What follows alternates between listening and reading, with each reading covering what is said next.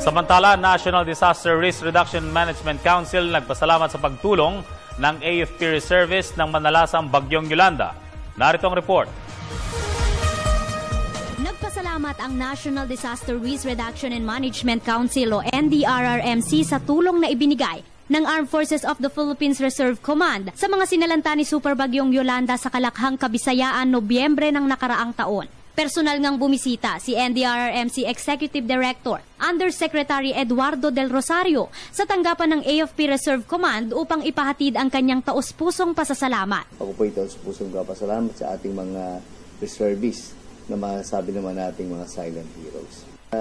Naitulong ng ating mga reservists ay talaga namang malaki para sa mga biktima ng Yolanda at ang ginawa nila pagtulong manpower para sa pag-distribute ng mga relief goods, yung people working behind the scenes na tinatawag natin.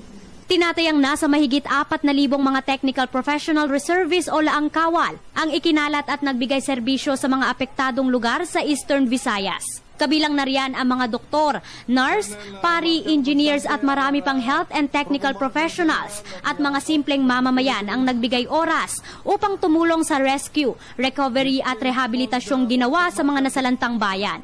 Alinsunod ito sa layunin ng AFP Reserve Command na maging bahagi ng disaster response sa bansa. Ay members ng reserve component ay bahagi ng programa ng ating pamahalaan ng buong gobyerno sa pag-a-address sa ating climate change. Sa aming maliit na pamamaraan, nakatulong talaga, nagpadala tayo ng mga tao doon, and then also we sent relief goods. Bago pa man ang mga kalamidad, nagsasagawa na ang tanggapan ng mga programa eduka sa mga reservists kung paano mapapangalagaan ang kapaligiran upang labanan ang tumitinding hamon ng kalikasan. So, sa simula pa, kasama tayo doon sa mitigation process. Unang-una dito sa mitigation process ay yung preservation ng ating environment. Para sa Telebisyon ng Bayan, ako si Dina Pagilitan.